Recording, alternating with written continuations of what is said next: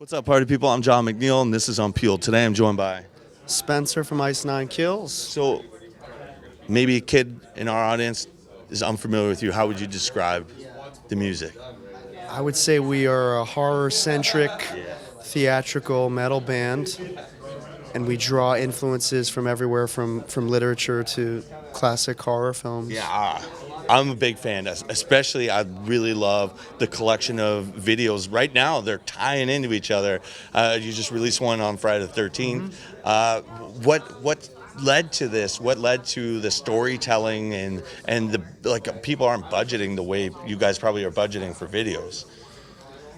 I've always been, as much as a music fan, I'm a diehard music fan, I've always been such a big fan of film. Yeah. And when you're releasing an album and you're working on your project, I think, we're consciously trying to stay in our own area and trying to do something a little bit different. And I think it's only natural that I would combine my two favorite passions, music and film, into one. And I think that the reaction has been, exceeding my expectations, because I think that it's providing something a little bit different. It's completely different. I've never seen it, especially a run of videos that all interconnect with the same actors, yourself acting. It's really neat to see. Thanks, man. Is there more coming out? Oh, yeah. Are you doing the whole album? We're gonna do as much as we can. Yeah. We're planning to release another one in the fall, around Halloween time. Cool. Makes sense. Yeah. So it's just exciting to see people, clamoring for the next installment. Yeah, no, I'm so... At the end, are you going to put them all together, as That's a the plan, feature kind of thing? Maybe even put it on, VHS or something like that. Sure, why not? Yeah. So if you got some downtime, where are you going in the horror genre? What do you like to just throw back? Or are you going new stuff? Are you going classics? I'm a big fan of the 80s slasher films. Yeah. That's what the stuff that I grew up on, and from all the way from Black Christmas and Halloween, through all the Friday the 13th, and then the sort of the knockoffs that came after that I still love, Silent Night, Deadly Night, and Nightmare on Elm Street, and all the way through Scream, which was sort of one of my favorites because it took the genre and sort of spinned it on its head. Yeah, it was spun it on its head rather, and so yeah, that's sort of the realm that I stick in. So is there anything when you were growing up that sticks out, like when you seen your first horror movie? Yeah, there is that moment.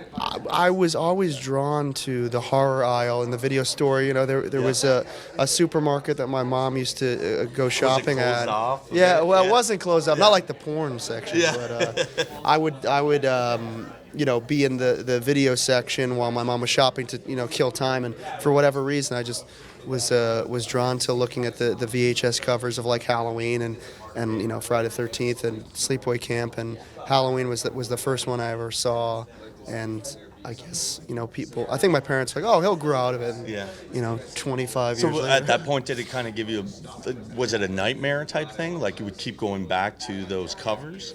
I think that maybe part of me wanted to be immersed in the genre so that the monster couldn't get me. Maybe, I don't know. Yeah. That's why I would dress as Michael Myers. But you're still Halloween. playing with that. Yeah, it's just really I don't cool know. I to think see. it's just really fun to me. Was there ever a moment that pushed you back a little? That was too scary, too young? I can't really remember. I do wish that the movies scared me like they used to. Yeah. Nothing really scares me anymore. Sometimes you get chills or a jump scare will hit you. But I wish I was terrified like I used to be of those films. I miss that feeling because I'm so desensitized to it by now. Well, yeah. If you're watching The Gauntlet, So, if you were to direct something, what would you want to redo? What's a remake you think needs to happen? Ooh. I know they're all about remakes these days.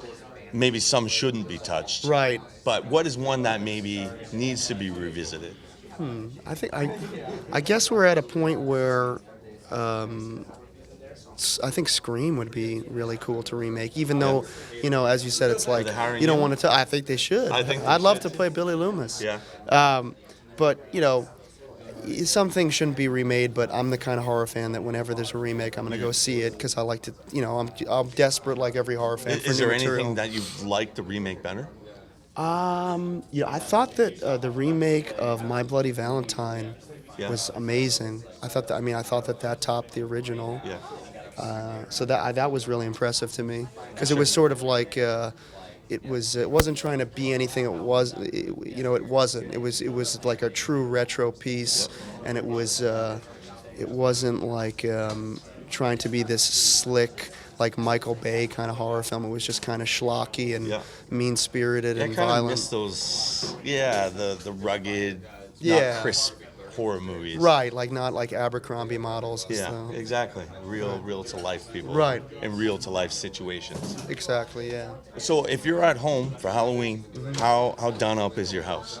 Like what are we I going? always try to go all out. I remember like, growing up, my mom and I would be like a ritual of decorating the house and making it really, really scary and terrifying, and taking like strobe lights and hooking them up with extension cords, running them out. Get in like the scarecrow outfit and wait for the kids to walk up to the porch? I would jump out of a coffin. Yeah. I remember like kicking open a coffin and trying to scare people. That's awesome.